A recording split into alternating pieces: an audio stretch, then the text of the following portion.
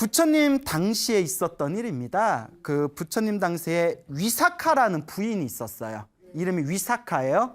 예, 뭐 위스키 아닙니다. 그래서 이제 위사카라는 부인이 있었는데 이 위사카는 부처님 당시에 보시제일이라고 불렸습니다. 여자 신도들 중에서 무엇이 제일이었다?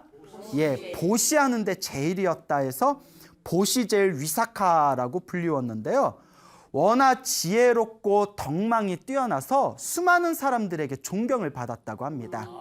그래서 그 당시 그 인도 사회에서 상류층 그 어떤 사회에서는 자기가 결혼해서 부인을 맞아들이면 반드시 위사카에게 보내가지고 교육을 시키는 것을 그들만의 고급 문화로 여겼답니다. 그러니까 그들만의 사교 문화에 있어서 이제 존경받고 덕망이 높은 위사카에게 이제 결혼한 부인을 보내서 교육시키는 것을 그 사교계의 고급 문화로 여기던 어떤 그런 시절이 있었나 봅니다. 그 남편이 그냥 묻지도 않고 따지지도 않고 무조건 부인을 누구한테 보내면? 위사카에게 보내면 그거는 아주 그들 사이에서 부인을 잘 교육시키는 으뜸 가는 방법이다라고 여겼었나 봐요. 그 정도로 위사카라는 부인이 아주 이제 뛰어난 또 훌륭한 덕을 갖추고 있었다고 하는데요. 이제 부인들이 여러 명의 이제 수많은 부인들이 위사카와 사교적인 관계를 맺으면서 절에 갈 때도 위사카와 가고 어디 소풍을 가도 위사카와 가고 자기들끼리 모임을 가질 때에도 위사카와 함께하고 하여튼 뭐 놀러 다닐 때나 공부할 때나 모든 시간마다 위사카와 함께하는 그런 모임의 시간을 가졌다고 합니다. 근데 그 당시에는 뭐 그 도시에서 일주일간 뭐 1년에 한 번이나 뭐 몇 개월에 한 번씩 일주일 동안 술을 마시는 음주 축제가 있었나 봐요. 예, 그런 뭐 음주 문화가 있었나 봅니다. 그러니까 일주일 동안 하던 일을 다 놓고 일주일 동안 오로지 술만 마시면서 축제를 벌이는 날이에요. 예, 뭐가 또 우아해요? 예, 예, 술을 좋아하세요? 일주일 동안 술만 마시는 겁니다. 그런데 그때가 또 2600년 전이었잖아요. 그러다 보니까 뭐 옛날에는 여자를 조금 경시했지 않습니까? 남자들은 일주일 동안 술 마시면서 축제를 벌일 수 있는데 여자들은 금지했답니다. 예, 뭐 남자나 여자나 술 좋아하는 건 똑같은데 그 남편들은 일주일 동안 실컷 술 먹고 여자들은 그냥 남편들 술시중만 들고 그러니까 하루는 요 부인네들이 야야 우리도 술을 마시고 싶다. 우리도 술을 마시고 싶다. 이 음주 축제가 다 끝났는데 일주일 동안 음주 축제가 끝났는데 우리 남편들이 마시던 술이 아직도 많이 남아있다. 그러니까 우리가 이걸 좀 마시자. 이제 위사카한테 가서 이야기합니다. 위사카요, 위사카요. 우리가 술을 마시고 싶은데 우리 어디 소풍 가서 저 놀이동산에서 술 좀 마시고 우리도 그 음주 축제 맛이라도 좀 느껴보면 안 됩니까? 그 위사카가 안 됩니다. 그건 옳지 못합니다. 또 부처님의 계율 중에 5개가 있는데 5개가 살생하지 말라, 도둑질하지 말라, 사음하지 말라, 거짓말하지 말라, 마지막 5번째가 술 마시지 말라라는 5개가 있는데 5개를 어기셔야 되겠습니까? 안 됩니다 했는데 요 이제 아낙네들이 너무나 술이 마시고 싶어서 저는 술을 뭐 스님이니까 당연히 술을 안 마시지만 술이 맛있나 봐요. 예, 맛있어요? 그 술 이렇게 냄새 맡아보면 막 쓰잖아요. 쓴데 이 쓴 걸 어떻게 마셔면 달아요 이러더라고요. 술이 달다고 느낄 정도면 이제는 뭐 예, 좀 이제 술에 좀 어느 정도 깊이 빠져든 상태라고 하잖아요. 그러니까 몰래 이제 위사카와 함께 놀이동산에 가서 몰래 챙겨온 술을 가지고 자기네끼리 막 술을 벌컥벌컥 마십니다. 위사카가 그걸 보고 깜짝 놀라서 아니 남편들이 알면 어쩌려고 그러냐 어쩌려고 그러냐. 그러니까 요 아낙네들이 아우 집에 가면 우리도 다 꾀가 있습니다. 걱정 마세요 걱정 마세요 해놓고 술에 취해가지고 이제 집에 비틀비틀 들어가요. 그래서 남편한테 걸리면 혼나니까 이불 속에 쏙 들어가서 남편이 왔는데 여보 나왔어 이랬는데 나 아파요. 오늘은 나 건들지 마세요 이러는 거예요. 그런데 아유 남자 눈치는 뭐 얼마나 남자도 눈치들이 있겠어요. 가만히 봤더니 술 냄새가 솔솔 나거든요. 아니 이 옆엔 내가 어디서 술을 먹었어 하고 이불을 휙 당기니까 얼굴이 벌게 있는 거예요. 그래서 뭐 너 술 마셨냐? 어떻게 여편네가 집에서 살림은 하고 술을 마시냐 했더니 또 부인은 야, 넌 남자라고 너만 마시냐? 네가 먹다 남긴 거 나도 좀 먹었다. 그래 뭐 때려라 때려 뭐 이러면서 뭐 이렇게 막 부부싸움이 크게 났나 봐요. 집집마다. 근데 그래요. 남자들도 자기가 술을 안 마시고 부인한테 마시지 말라고 하든가 자기들은 마시고 여자한테는 마시지 말라. 그러면 또 좀 억울하잖아요. 근데 뭐 2600년 전에 있었던 일이니까. 자, 그래서 이제 부부싸움이 크게 났는데 어느 날 또 이제 시간이 지나게 됩니다. 또 일주일 동안의 음주 축제가 또 돌아오게 됩니다. 또 남편들이 이제 술을 또 징탕 마셔요. 요 부인네들이 또 술 냄새가 살금살금 깨소금처럼 코를 찌르면서 우리도 한잔 할까? 한잔 하자. 이제 위사카 부인한테 우리 한잔 하면 안 돼요? 그 위사카 부인은 또 펄쩍 뛰면서 당신들은 저번에 나를 속이고 술을 먹어가지고 내 명예에 먹칠을 했습니다. 또 나의 심기를 불편하게 할 생각입니까? 그러니까 술 마시고 싶다면 나와의 관계를 끊읍시다 이러는 거예요. 저 위사카 부인은 굉장히 이제 계율을 잘 지키고 우리 입장에서는 우리 좀 한 잔만 마실까 하면 그래 그냥 뭐 한 잔만 마셔? 그럼 뭐 한 잔이 두 잔 되고 두 잔이 석 잔 되고 하겠지만 근데 위사카 부인은 딱 자르는 거예요. 마시고 싶다면 나하고 관계를 끊읍시다. 근데 위사카 부인은 그 당시에 그 상류층 사교계에서도 가장 덕망 높은 여인이었거든요. 그러니까 다른 아낙네들 입장에서는 위사카 부인과 인연을 끊는다는 것은 자기네들한테도 엄청난 손해고 또 잘못하면 남편한테도 또 크게 혼날 일이거든요. 그래서 알겠습니다. 아유 위사카 부인이시여 우리가 부인의 심기를 불편하게 해서 미안합니다. 그러면 우리 절에 갑시다. 절에 가서 부처님께 법문도 듣고 그게 경건하게 보내고 싶습니다. 그 위사카 부인은 독실한 부처님 제자거든요. 그 절에 가자니까 또 좋은 거예요. 이제야 이 여인네들이 정신 차렸구나. 그래 절에 갑시다 하고 이제 아낙네를 이끌고 다 절에 갔는데 이 아낙네들이 한 손에는 꽃과 향을 들고 한 손에는 이제 물병을 들고 절에 가는 거예요. 근데 물병 안에 뭐가 들어있었을까요? 그렇죠. 어쩌게 잘 알아?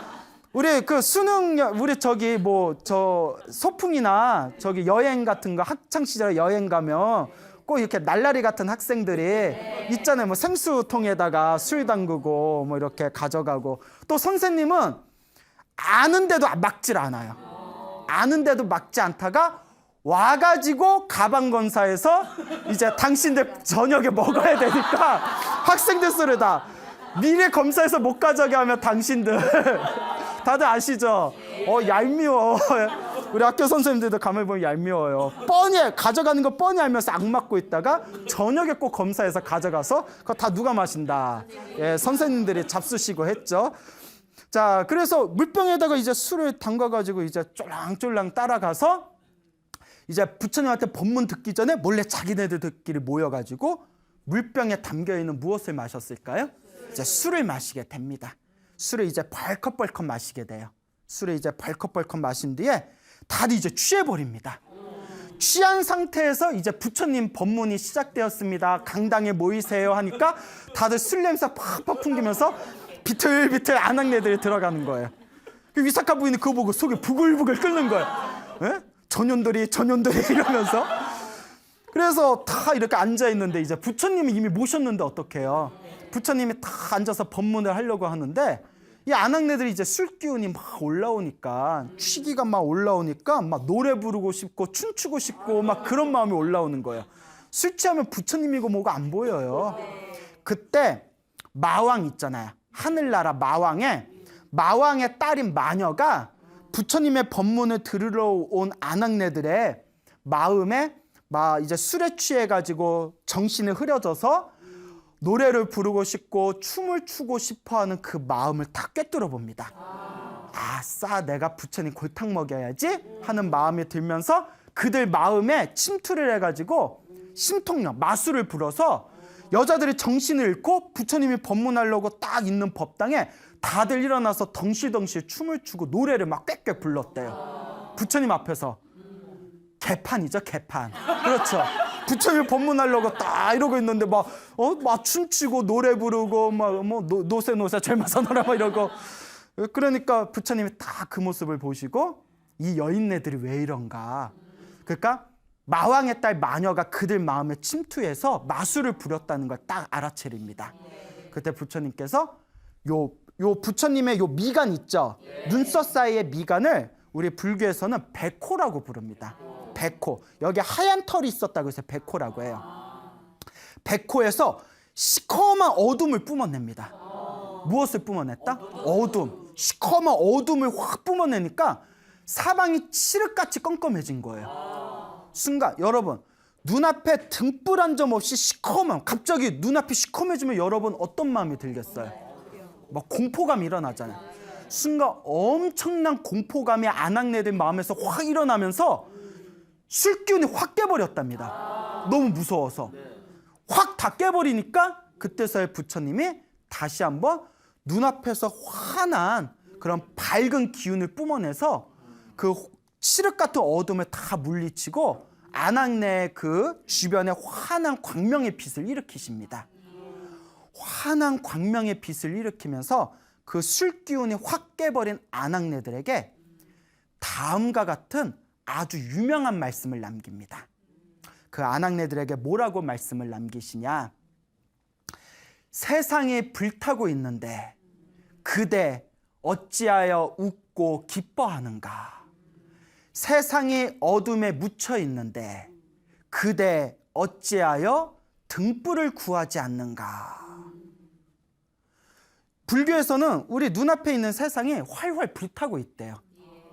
탐욕과 성냄과 어리석음의 불에 의해서, 욕망의 불에 의해서 활활 불타고 있대요. 그러니까 욕망에 찌들어서 욕망에 집착해서 살고 있는 우리가 욕망의 불길에 의해서 활활 타고 있는데 아무도 모른대요. 우리 중생들을 바라보면서 부처님이 말씀하시길 욕망의 불에 활활 불타고 있는데 그대들은 왜 아직도 웃고 기뻐하는가? 부처님은 우리 중생들의 삶을 봤을 때 중생들이 다들 어리석음의 어둠에 묻혀 있대요. 지혜가 없이 어리석음의 어둠에 확 묻혀 있는 우리 중생들을 바라보면서 그대들이요, 이렇게 어리석음의 어둠에 묻혀 있는데 왜 아직도 지혜의 등불을 구하지 않는가? 라고 말씀하십니다. 이 법문을 딱 듣는 순간 아낙네들의 마음이 환하게 밝아지면서 그 자리에서 깨달음을 얻었다라는 그런 이야기가 전해지고 있습니다. 그러니까 이 아낙네들도 전생에 복을 엄청 많이 준 거예요. 세상에 술 먹고 법당에 와서 춤추고 있었는데 부처님의 법문 한마디 듣고 그 자리에서 무엇을 얻었어요? 깨달음을 얻었잖아요. 야, 얼마나 전생에 복을 많이 지었으면 절에 와서 부처님 앞에서 술 먹고 무슨 판? 개판 치고 있는데 부처님 법문 듣고 깨달음을 얻을 정도면 전생에 복을 많이 준 겁니다. 그래서 이와 같이 부처님께서 우리 중생들을 향해서 이야기하십니다. 그대들은 왜 아직도 웃고 기뻐하는가? 세상이 활활 불타오르는 게 보이지 않는가? 그대들은 왜 아직도 진리의 등불을 구하지 않는가? 이 세상의 어리석음의 어둠에 묻혀 있는 게 보이지 않는가? 그러니 우리 불자 여러분, 지금 웃고 기뻐할 시간이 없어요. 끊임없이 뭐 해야 된다? 복을 짓고 선업을 짓고 공덕을 쌓아야 됩니다. 여러분, 지금 이 세상에 어리석음으로 완전히 묻혀 있대요. 여러분들 지혜로운 것 같아요? 어리석은 것 같아요? 네. 스님, 저 지혜로워야 하는 사람이 세상에서 제일 어리석은 사람이에요. 네. 자기 분수도 모르는 거예요. 근데 여러분들이 스스로 저 어리석어요 하는 사람들은 그나마 희망이 있는 사람들이에요. 그래도 분수는 아니잖아. 그렇잖아요. 그러니까 여러분, 스스로가 어리석다고 생각되는 사람들이에요. 어찌하여 무엇을 구하지 않는가? 진리의 등불을 구하지 않는가? 그래서 불교에서 항상 이와 같이 이야기합니다.